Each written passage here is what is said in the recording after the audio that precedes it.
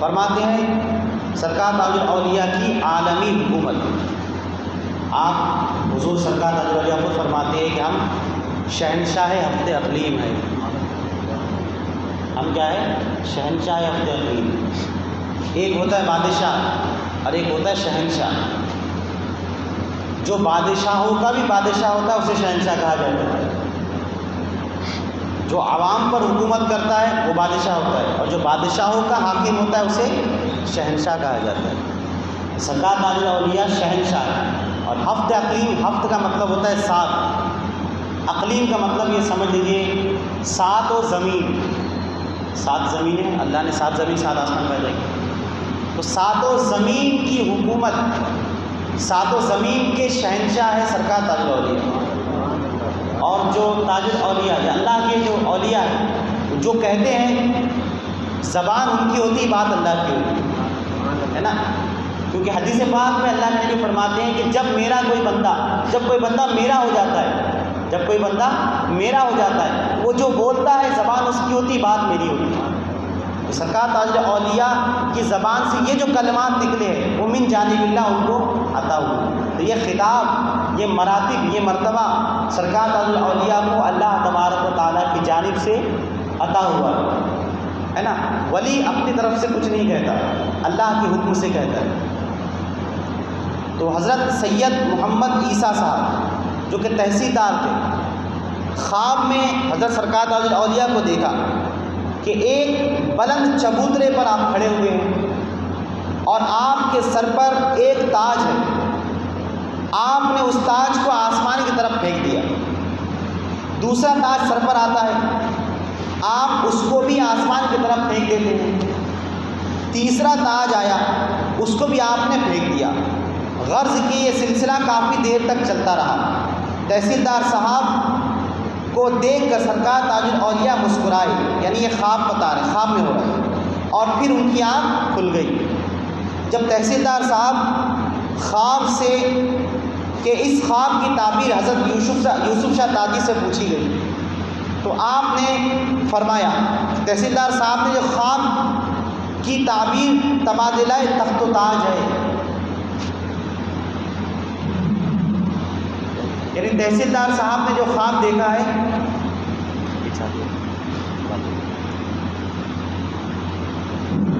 تحصیلدار صاحب نے جو خواب دیکھا ہے، یہ خواب کی تعبیر کیا ہے؟ تبادلہ تخت، یعنی تخت و تاج کی ادلا بدلی. اب آگے سماعت کرنا. اس کے چند ماہ کے بعد جرمنی کی جنگ ہوئی، ہٹلر کا دور، جرمنی کی جنگ ہوئی. Denmark, Norway, Finland, Belgium وغیرہ کی سلطنتوں کے تخت و تاج بدل گئے. یہ اسی دور کی بات ہے. یعنی سرکار تاج الاولیاء اس کا تاج اٹھا کر دوسرے کے سر پر رکھ رہے ہیں، یعنی اس حکومت کو بدل کر دوسری حکومت کو دے رہے ہیں. یہ خواب کی تعبیر تھی. اور جگہ جگہ ملوکیت ختم ہوتی رہی. اور اسی وقت سلطنت عثمانیہ جو ہے، سلطنت عثمانیہ ٹوٹی. اور جو سلطنت عثمانیہ جو ٹوٹی تو سینکڑوں 50 اس کے ملک بنے ہوں. جب ایک حکومت ٹوٹی تو 50 ملک بنے.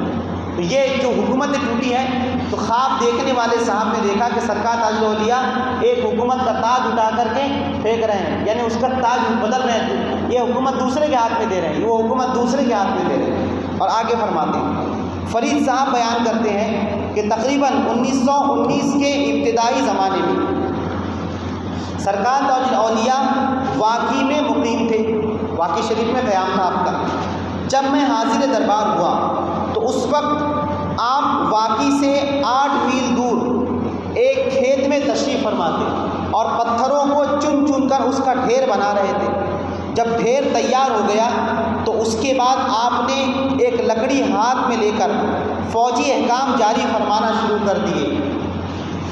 اس لکڑی سے اشارہ کرتے تھے اور فرماتے تھے، فلاں ڈویژن ادھر مارچ کرو، فلاں ڈویژن ادھر مارچ کرو، اٹیک، فائر، شوٹ. یعنی آپ جیسے فوجی حکم دیتا ہے نا اپنی فوج کو، فوجی افسر جیسے اپنی فوج کو حکم دیتا ہے کہ تم جو ہے یہاں شوٹ کرو، یہاں حملہ کرو، تو اس طریقے سے سرکار تاج الاولیاء پتھروں کو جمع کر کے باقاعدہ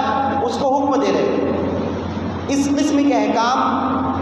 اچھا یہاں پر تو میں ایک واقعہ بھی عرض کرتا چلوں کیونکہ ابھی وقت ماشاءاللہ آج چھٹی کا دن ہے تو تھوڑا وقت چلے گا نا. حضرت نام بول رہا ہوں بزرگ کا کہ ہارون رشید کے دور کے واقعات آپ کو اگر نام یاد ہو تو یاد دلا دیجیے گا. بزرگ تھے جو کہ مجذوب علی. آپ ریت کے کنارے بیٹھ کر گھر بنا رہے تھے. گھر بنا رہے تھے ریت کے کنارے بیٹھ کر, سمندر کے کنارے ریت کا گھر بنا رہے تھے. تو ہارون رشید کی جو بیوی تھی وہ اس راستے سے گزری.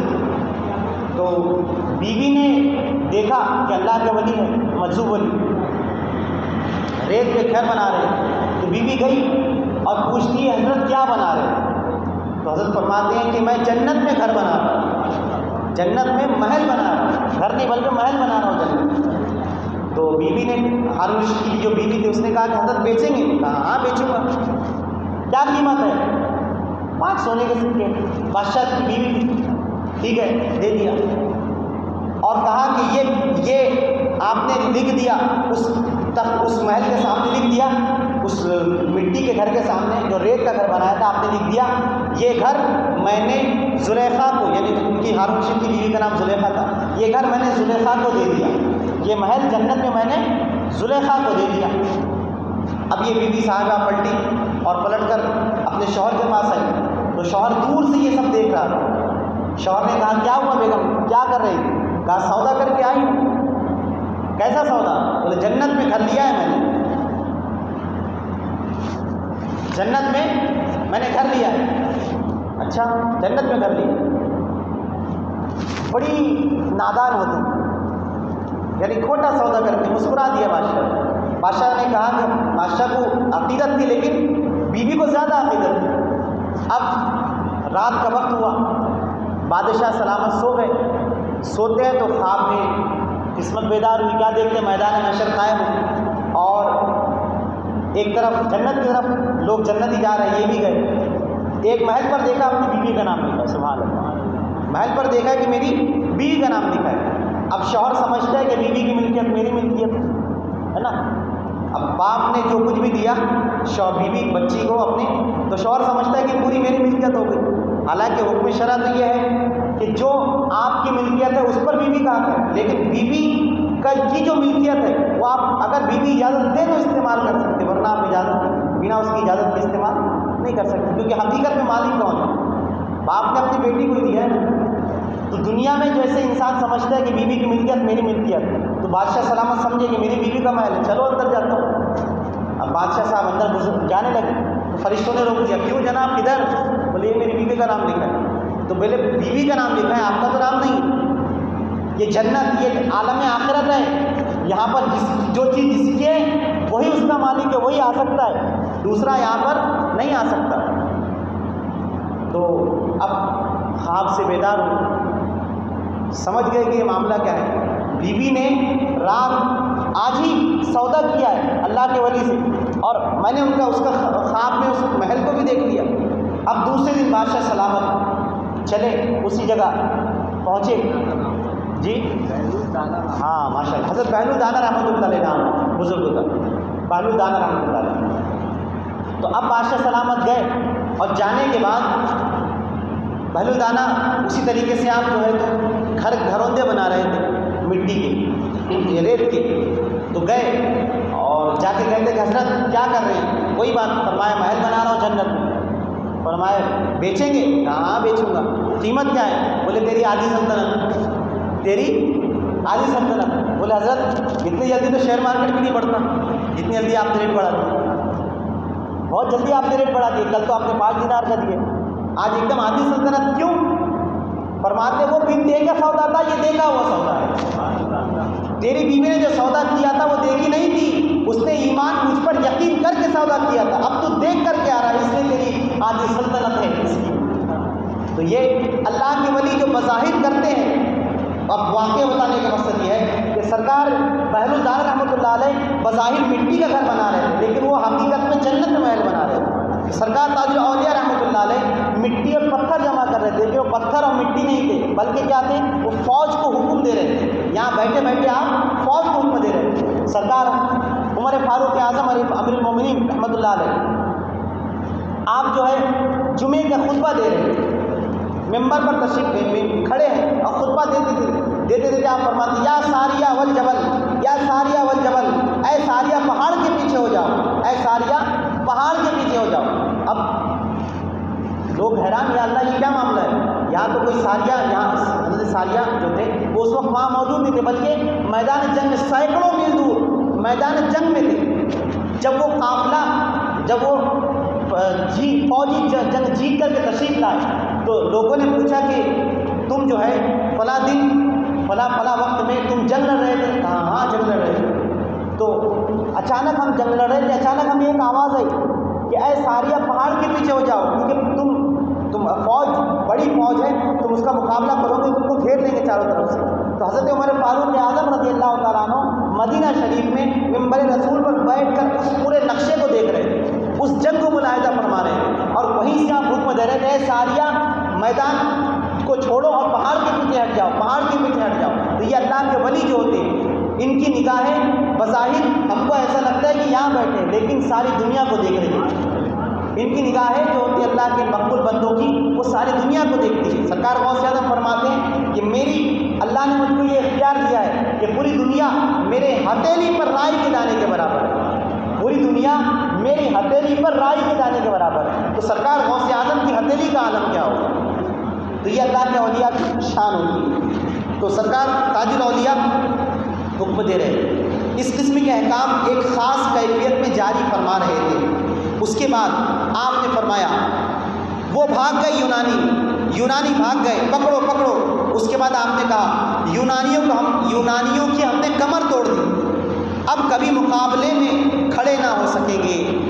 اس کے بعد وہ لکڑی جو آپ کے ہاتھ میں تھی پتھروں کے ڈھیر پر یہ کہہ کر نصب کر دی یہ ترکی جھنڈا ہے، ترکوں کو فتح ہو گئی۔ سرکار تاج الاولیاء کے چہرے پر اس وقت بڑی بشاشت تھی، مزدہ فتح سنا رہے تھے۔ 2-3 دن بعد اخباروں میں یہ خبر شائع ہو گئی کہ یونانیوں کو شکست فاش ہوئی ہے اور ترکوں کے بھاگ زبردست مال غنیمت آیا ہے، اور جنگ بلقان کی فتح ترکوں کے نصیب میں ہوئی۔ سبحان اللہ، یعنی اللہ کے ولی ناگپور میں بیٹھے ہیں اور سلطنت عثمانیہ کو جتا رہے ہیں، ناگپور میں بیٹھ کر حکومت سلطنت ترکی کو جتا رہے ہیں۔ سبحان اللہ۔ حضرت یوسف شاہ تاجی رحمۃ اللہ علیہ فرماتے ہیں کہ 1918 کی جنگ عظیم میں سرکار تاج الاولیاء حالات جنگ اس طرح بیان فرماتے تھے جیسے بنفس نفیس اس جنگ میں آپ شریک ہو، اور فرماتے لوگ ان واقعات کو نوٹ کرتے اور چند دنوں کے بعد اس کی تصدیق کرتے، یعنی جو فوجی جنگ لڑ رہے تھے ان سے پوچھتے کہ کیا فلاں دن ایسا ایسا ہوا تھا، تو فوجی اس بات کی تصدیق کرتے ہاں پہلا دن ایسا ہوا تھا۔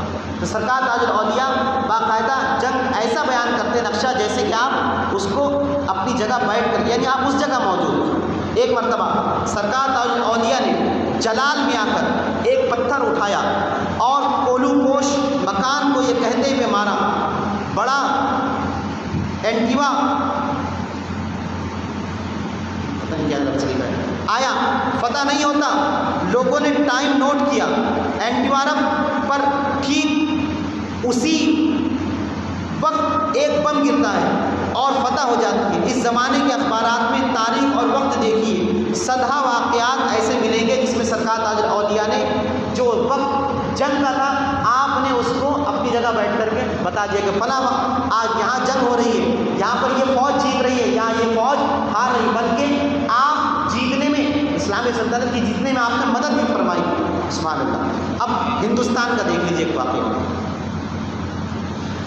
1920 کا واقعہ کہ دوران 1920 عیسوی کے دوران جب برطانیہ نے عرب کے علاقے ہڑپ لیے، شام، عراق، فلسطین اور ترکستان کو یورپیوں کے حوالے کر دیا، تو حالات بہت ابتر ہوتے چلے گئے۔ اسی دوران شکر درا میں سرکار تاج الاولیاء بہت ہی متفکر نظر آتے تھے۔ ایک دفعہ جب بارہویں آپ کی زبان مبارک سے یہ الفاظ ادا ہوئے، میرا نام تاج الدین ہے، ان ظالموں کو مٹا دوں گا، آپ کی دعاؤں کا ثمرہ ترکستان 1920 عیسوی میں 1920 عیسوی اور 1922 عیسوی میں دوبارہ آزاد ہوا۔ اسی طرح ایران، افغانستان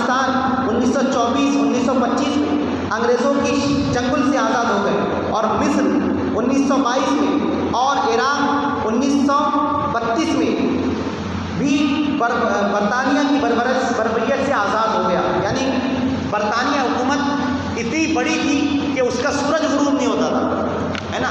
ایک طرف سورج غروب ہوتا تھا، دوسری طرف سورج طلوع ہوتا تھا. اتنی بڑی سلطنت برطانیہ نے کر لی تھی، اور سرکار تاج الاولیاء نے ان کی حکومت کے پرخچے اڑا دیے.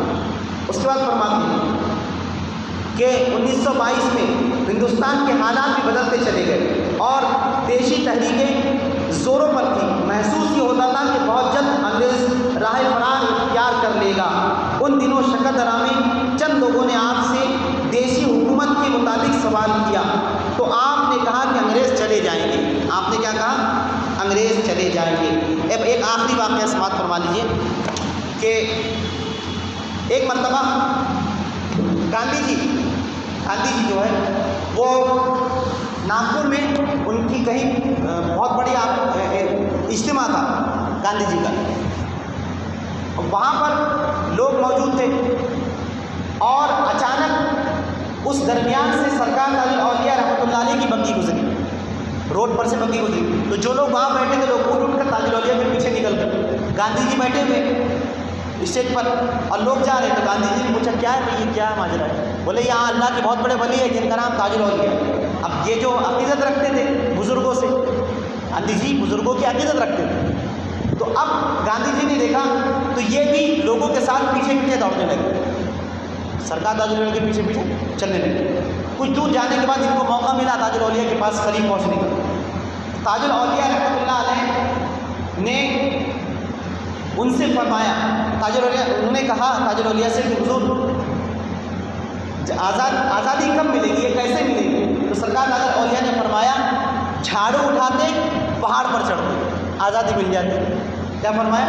جھاڑو اٹھاتے پہاڑ پر چڑھتے آزادی مل جاتی. تو لوگوں نے گاندھی جی سے پوچھا کہ اس کا کیا مطلب ہے؟ تو گاندھی جی نے کہا کہ سرکار تاج الاولیاء مجھے یہ نصیحت کر رہے ہیں کہ جس طریقے سے جھاڑو کے تنکے ایک دوسرے کے ساتھ ملے ہوئے ہوتے ہیں، تو یہ ہندوستان ہندو مسلم سکھ عیسائی یہاں ہر طرح کے لوگ رہتے ہیں، سب کو ملاؤ. جیسے جھاڑو ایک مشت ہوتی ہے تو صفائی کرتی ہے، تو اس طریقے سے تم پورے ہندوستان کو ملاؤ اور ملا کر محنت کرو، کوشش کرو، مشقت کرو. جب تم یہ کرو گے تو تم ہندوستان کو آزاد پاؤ گے. سبحان اللہ. اس سرکار تاج الاولیاء نے ان کو بشارت دی تھی کہ ہندوستان آزاد ہو جائے گا. تو یہ سرکار تاج الاولیاء رحمۃ الرضوان بظاہر اور ہندوستان کی آزادی سے پہلے بھی سرکار تاج الاولیاء نے کئی مرتبہ بشارت دی کہ کچھ دنوں کے بعد یہ ملک انگریز چھوڑ کر بھاگ جائیں گے اور یہ ہندوستان انگریزوں کی غلامی سے آزاد ہو جائے گا. تو یہ اللہ کے جو اولیاء ہوتے ہیں بظاہر ہم کو نظر نہیں آتا، لیکن ان کی حکومتیں، ان کی سلطنتیں بہت دور دور تک پھیلی ہوئی ہوتی ہے، اور ان کے اختیارات جو ہوتے ہیں ظاہری نہیں ہوتے بلکہ باطنی ہوتے ہیں نا. اللہ تعالیٰ ہمیں بزرگان دین کی نقوش قدم پر چلائے اور ان کے فیض و برکات سے ہم تمام کو مالا مال رکھے.